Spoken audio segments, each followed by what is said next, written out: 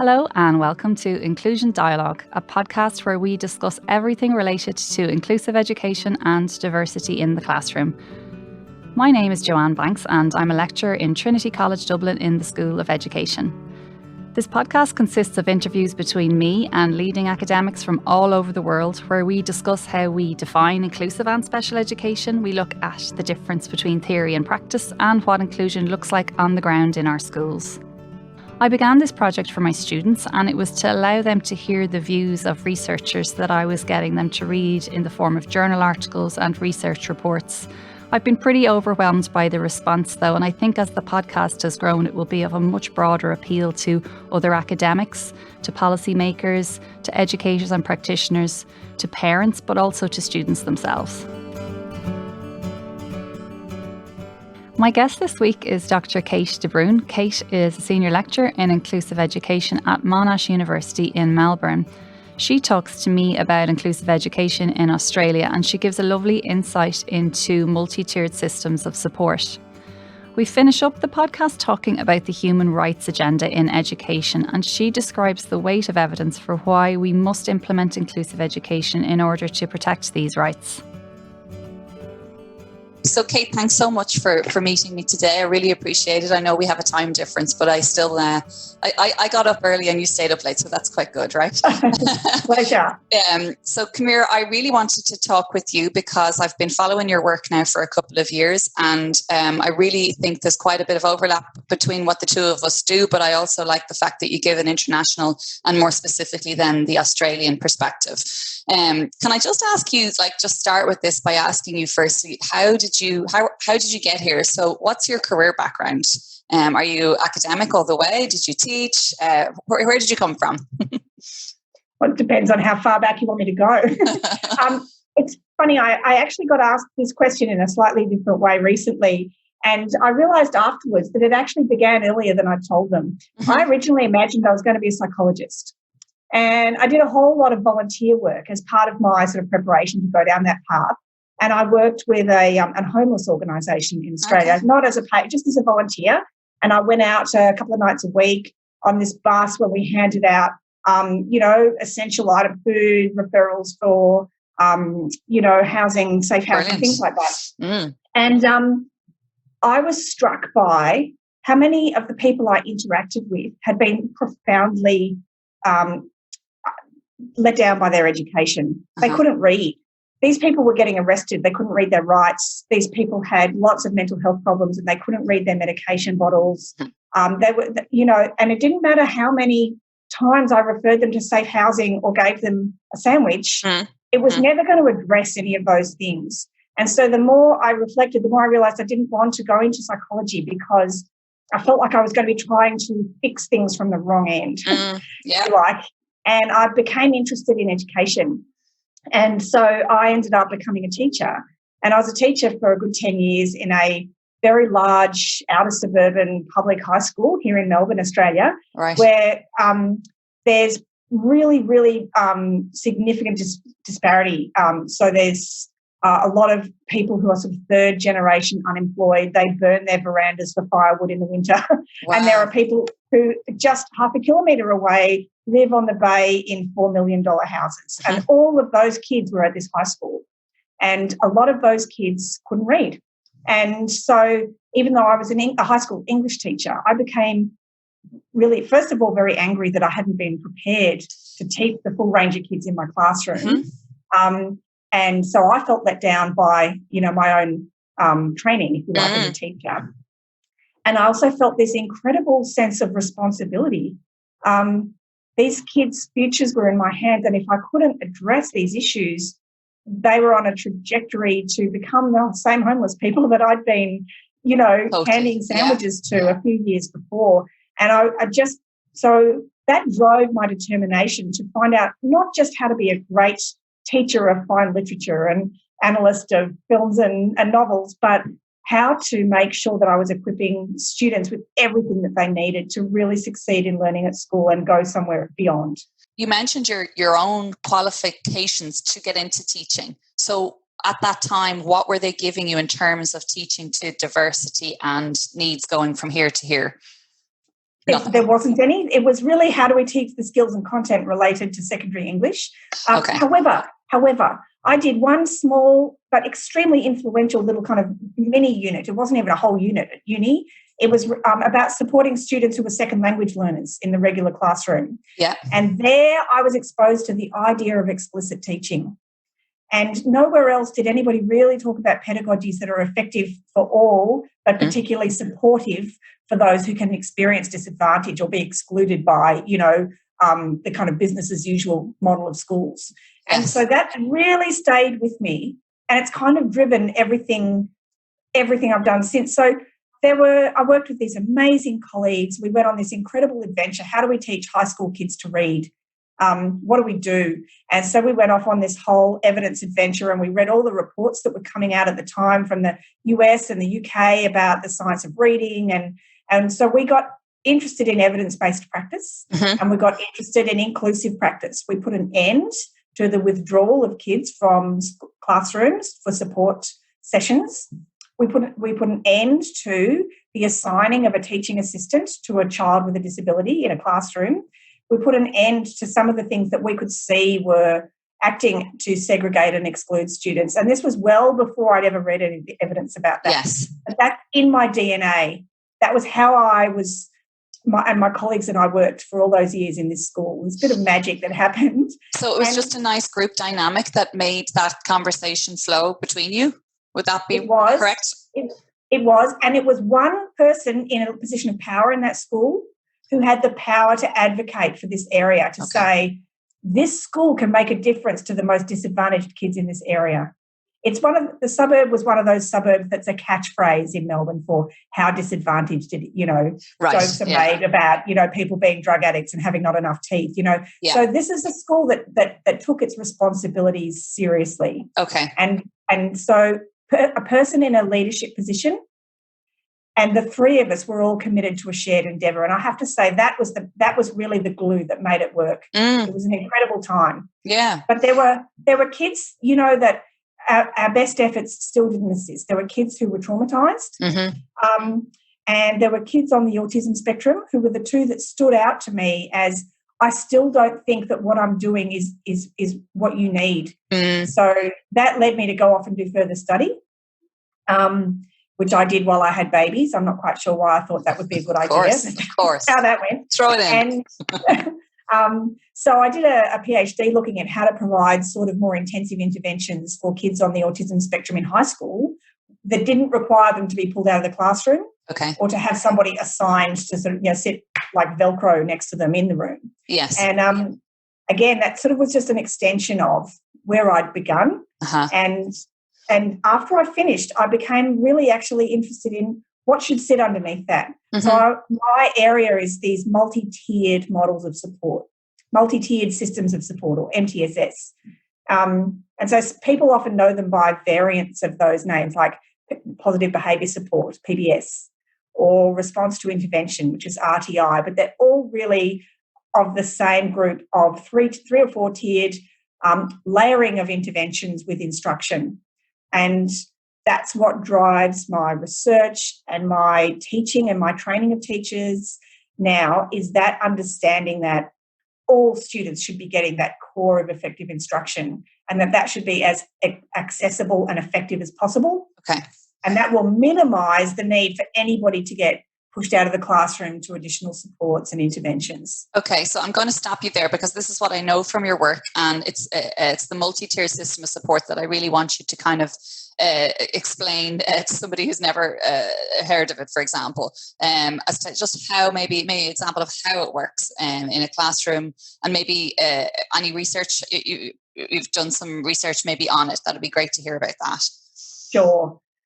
Multi-tiered systems of support are a way of thinking at a system level and a school level and a classroom level. So it kind of cuts across all of them.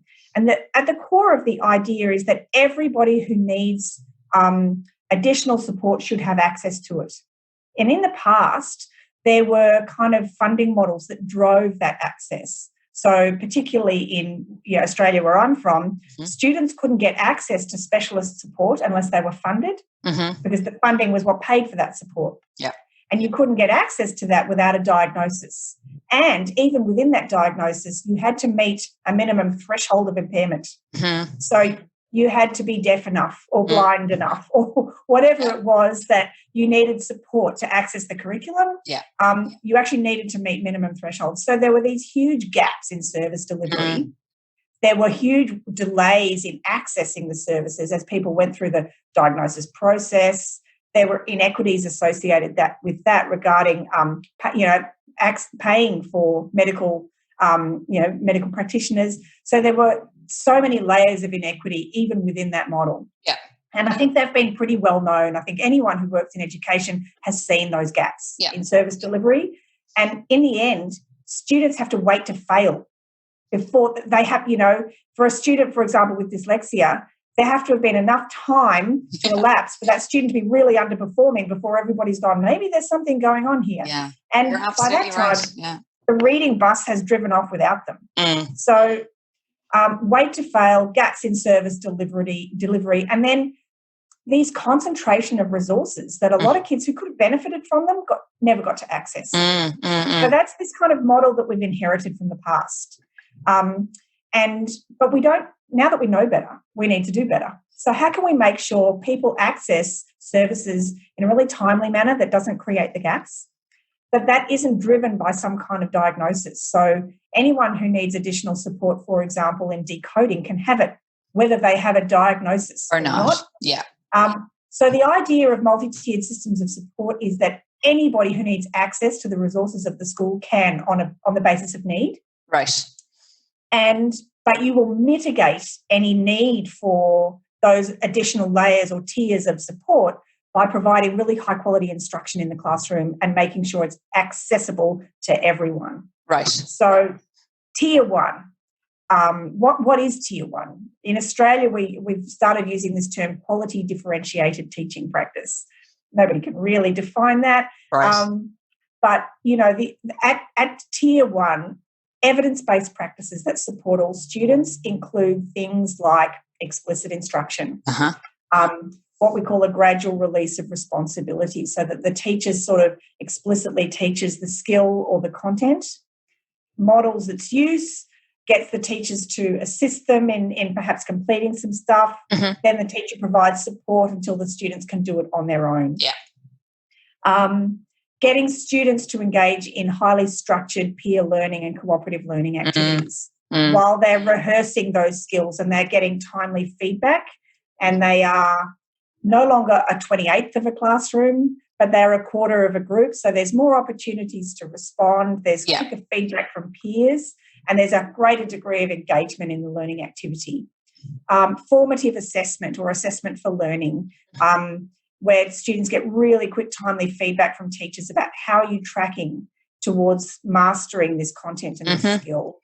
So these kinds of, and differentiating to make sure that students are always in that sweet spot, learning just next to what they can already do. Yeah. So these are the kinds of things that teachers need to be doing at tier one. But it's not a solo journey. So another really core component of these multi-tiered systems of support is teachers working together so that it's happening as part of a whole school vision.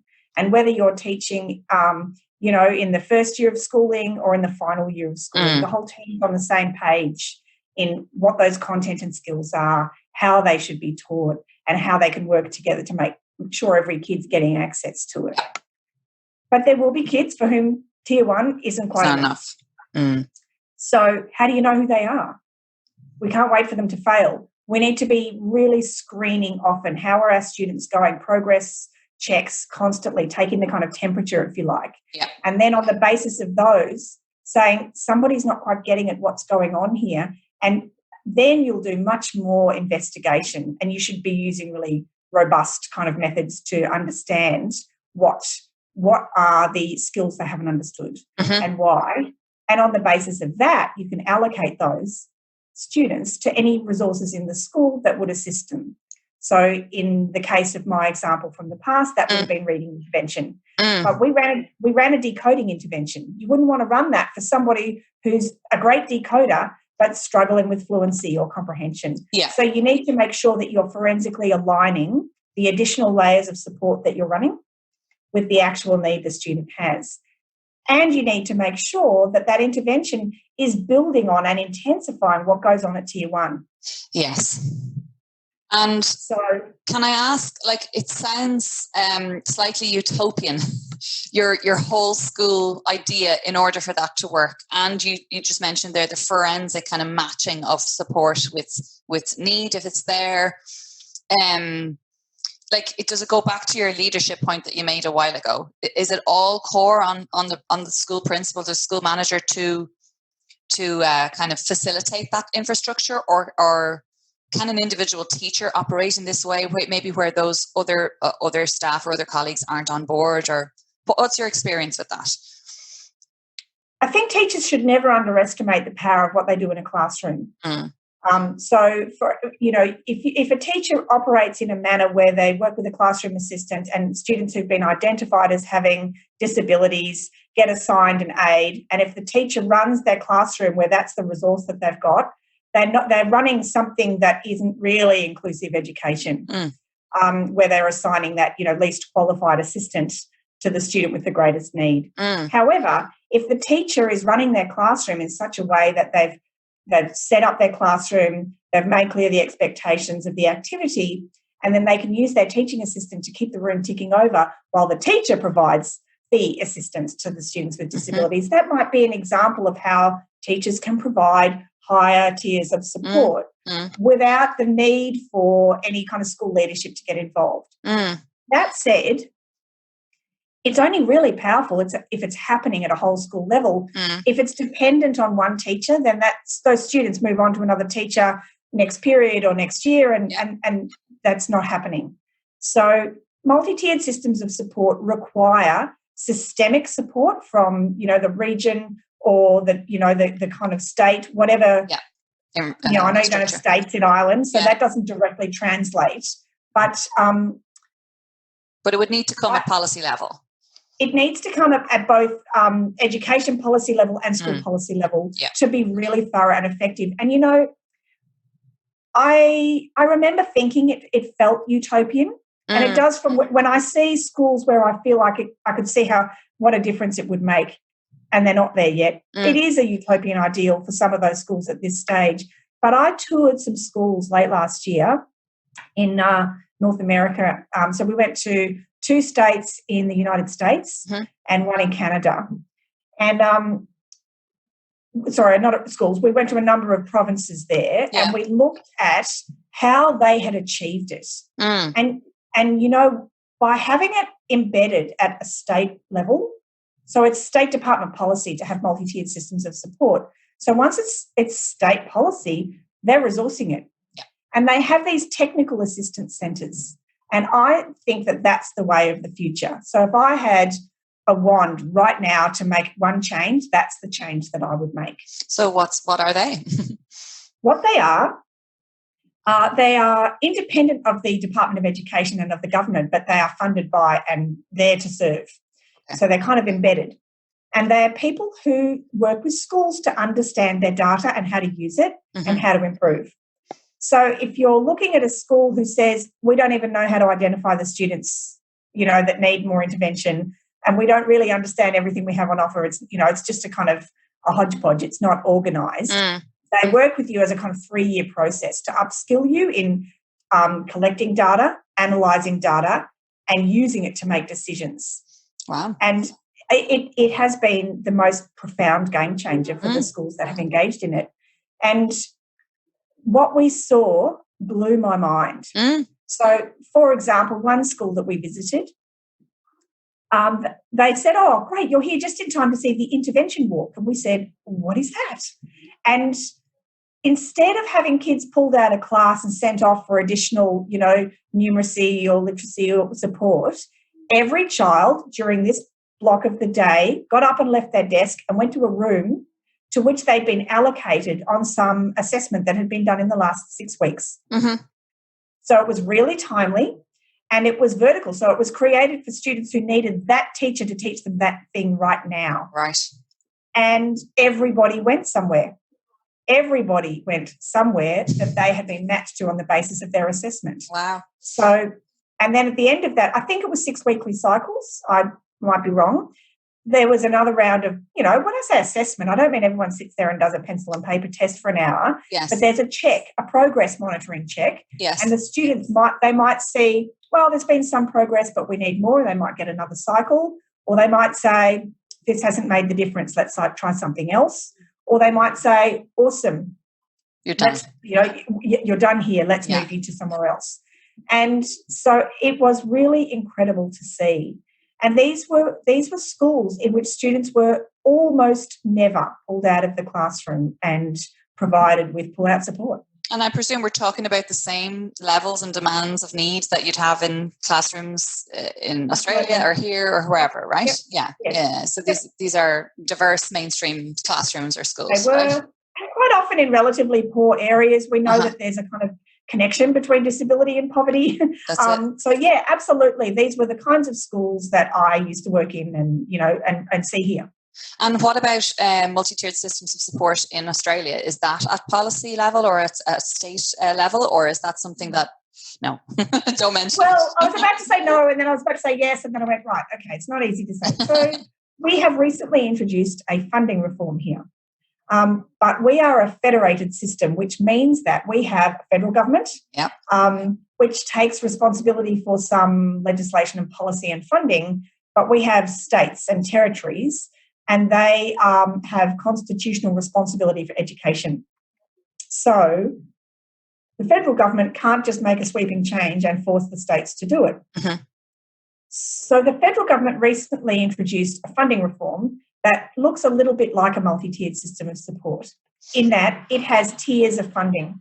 Right. However, in a true multi-tiered system of support, a student would be getting core effective practice at tier 1 and, if needed, something layered on top. So if you think about slicing through a cake, that kid might be getting 3 layers of cake, or they might just be getting 2. Yeah. And they're aligned. So tier 2 is intensifying what happens at tier 1, if you like. Yes. In our funding model, that isn't a requirement. So students are funded simply to receive what we call reasonable adjustments here in our legislation. Is that the same term that you have? It's hours. We get it. It's resource hours, or it's different terms. Yeah. So they're simply supported at receiving adjustments at that level of intensity, and there's no requirement for them all to be in alignment. Mm-hmm. And, the evidence is pretty clear that they need to be in alignment. So that's, do we have multi-tiered systems of support in policy? No. But I think we have a really promising framework to build on. So one of the things that's missing in that funding framework is the idea that the layers need to work in alignment. And the other is that the practices need to be effective evidence-based practices. That's another cornerstone of multi-tiered systems of support. So at the moment, there's no evaluation. You can, there are some very popular things that have often been done for students. Brain gym. Do you have brain gym? Yeah, That's what I know of, well, it's ineffective and yet you can use your funding and implement that as a reasonable adjustment and be considered to be meeting your legislative, obligations. Or say tinted lenses for dyslexia, which the evidence doesn't show is the most effective way of supporting those kids. So schools are autonomous operations, very similar to Ireland. So they're doing with their funding amount what they feel is right. Yes. Based on individual school principals, I presume, right? Absolutely. In fact, in Victoria, it's the most devolved system in the whole country. Right. So schools are more autonomous here than anywhere else. And I emphasise that teachers and principals are people who want to do good things for kids. Of course. I think that autonomy hasn't helped in this case. Right. It's made the administrative burden very difficult. There's a lot of data collection and funding, administration. And by imposing the requirement for evidence-based practice and evaluation on them, we would be adding to that. However, if all kids are getting evidence-based practice at tier 1, you actually have less of those kids needing it. Yeah. So it's one of those things where it may add to the burden in the short term, but it will reduce it in the long term. And I mean, when you think about it at the level of the whole country, imagine if you were able to improve the literacy, numeracy, student success and school completion. Can you imagine how that would turbocharge an economy and turbocharge a society? Yeah. You know, it's real long-term stuff, but it's really powerful. Obviously, if you in any way tackles the problem that exists, I presume across both of our countries, right?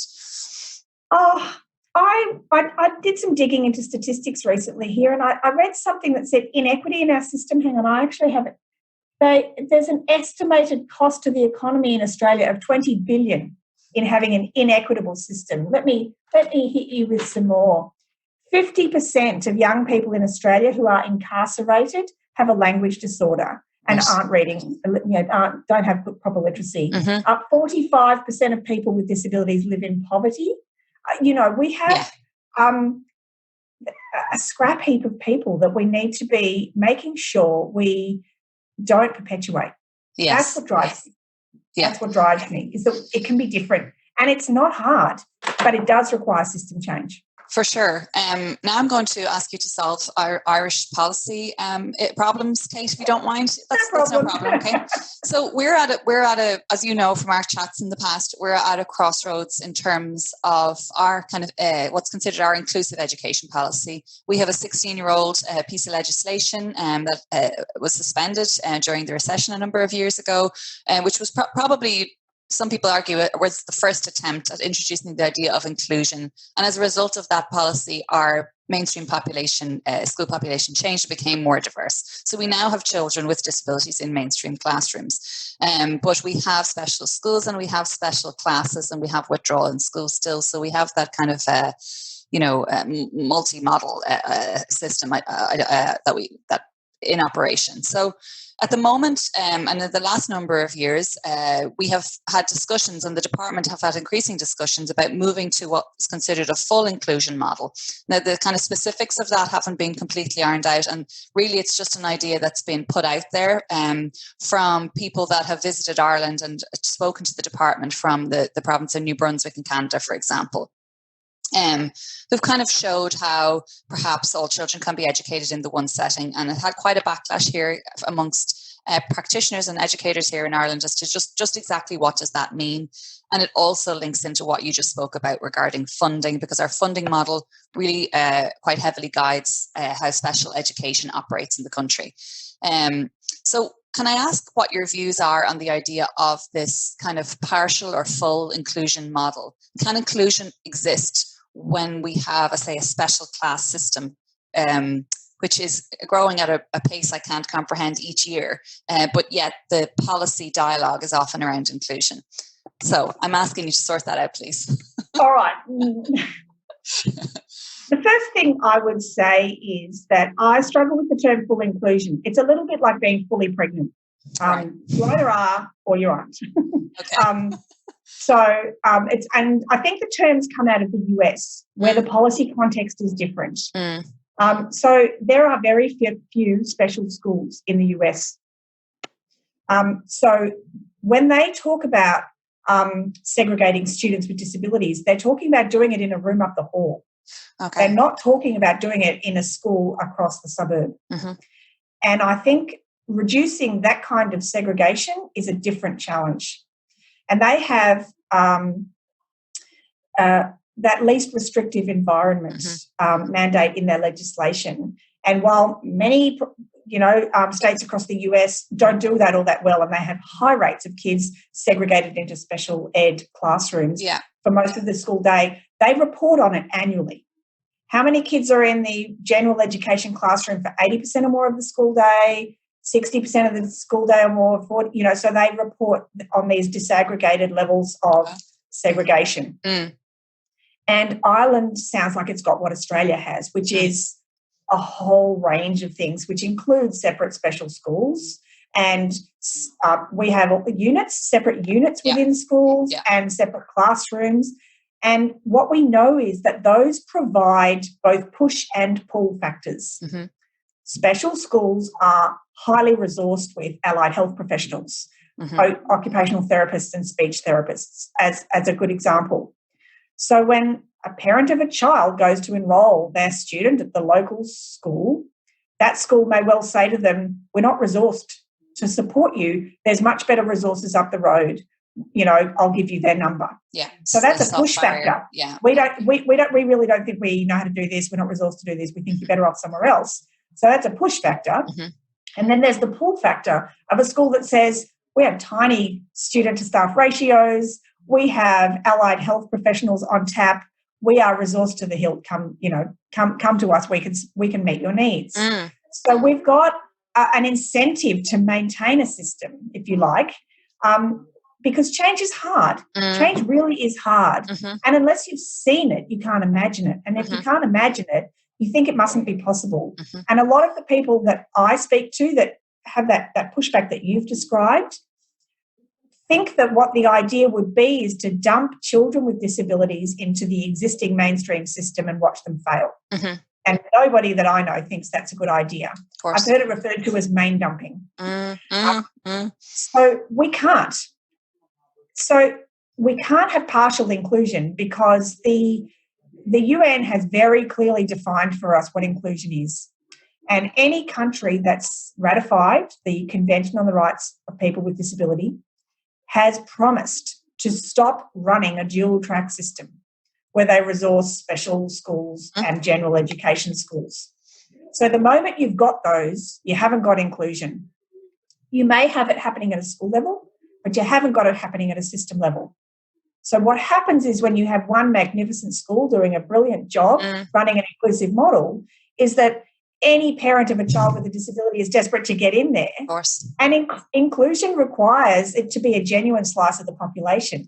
Yes, yeah. So the moment you've got people with disabilities desperate to come to this school where magic is happening, you no longer have the kind of proportions, the natural proportions of the you'll have your tipping point. Yeah. And you end up with kind of a special school again. Yeah. And so we need every school to be serving their local community, including the children with disabilities who live there and who are the local residents for that school. And it always breaks my brain a little. If we imagine that in any other profession, if the police said, oh, we don't deal with these kinds of crimes, we find that really challenging, we don't know how to do it, we're just going to handball that to someone else, nobody would wear that for a moment. No. Or a doctor who said, oh, look, I'm just going to go into the waiting room and pick the people who aren't terribly ill. Everybody else can go and find a specialist. Yes. We don't run any other system that way. But you mentioned a little while ago that we inherited from history, and Ireland is no different. And I presume most national contexts are the same, is that we inherited an old model. So what we're doing now appears to be a positive move, but it's only relative to what was going on in the 1950s. It is. It is. And you know what I want to say about that system we've inherited is we dishonour it by maintaining it. And I know that sounds a little counter, to what people would expect. But the people who invented special education were the progressive humanists of that period. These were the people who saw children with disabilities not getting an education and invented special ed in a sense of outrage and injustice. And they dreamed of a future where every child with disabilities was getting an education. Those people are the ones we should be putting up statues and venerating because they made incredible. We've only had compulsory education for a bit over 100 years. Yes, yeah. And halfway through that time, those people made some of the most substantial and significant change at a time when people didn't believe it was necessary or needed. So if we go back to that point in time where people said that there were children who were ineducable. Yeah. And these others who said, no, they're not, everybody's educable. Those are the people that really made change. We would need to honour that and make more change and continue that good work. And can I ask then, just before I let you go, Melbourne and Victoria sounds like we're in similar stages of the kind of dilemma, if you like, towards inclusive education, but maybe drawing on your tour last year that you mentioned, like what kind of a journey, because it's been called the inclusion journey in a lot of the literature, but what kind of a journey what does that journey look like? How long does it take? And I mean, you're really, it's a lot of persuasion. You mentioned evidence a good few times, like what's required at policy level, but also on the ground, do you think? I think two things are required, and one is strong mandates. I mean, I think Ireland sounds like it's got the jump on Australia because you've got a policy around inclusive education. We don't. Mm-hmm. We have a policy around discrimination. Schools aren't allowed to reject a student, but we don't have a clear right under legislation in Australia for a child to access an inclusive education. And you've got policies to do with that. So I actually think that what Ireland has is something to build on, strengthen the mandates. You need a clear articulation of what inclusive education is that aligns with the CRPD. You need a clear legislative obligation to uphold that right for every child. And you need clear recourse for action for parents whose children's right is not being met. Those things were the game changer in the US. I did an analysis of placement in Australia and placement in the US. Okay. And those civil rights court cases that showed that separate was unequal was what changed legislation in America, and that made a profound difference. Now, I want to emphasise to anyone listening to this that I acknowledge placement doesn't equal inclusion. It absolutely doesn't. And I talked before about the kinds of practices that do make inclusion. But all of those, there's a necessary precondition, which is that the students are in the same place. Yeah. Cannot have inclusion where the children are being organised into a separate environment on the basis of disability. It's just incompatible. So clear mandates and clear pathways for parents are what is needed.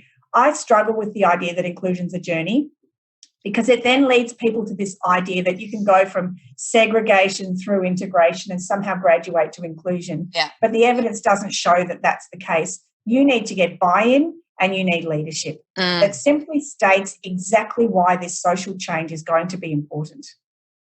Excellent. Kate, thank you so much. That was really My great. pleasure. I really appreciate you talking to me and giving me the perspective, not only of Australia, but I think we kind of went around the world.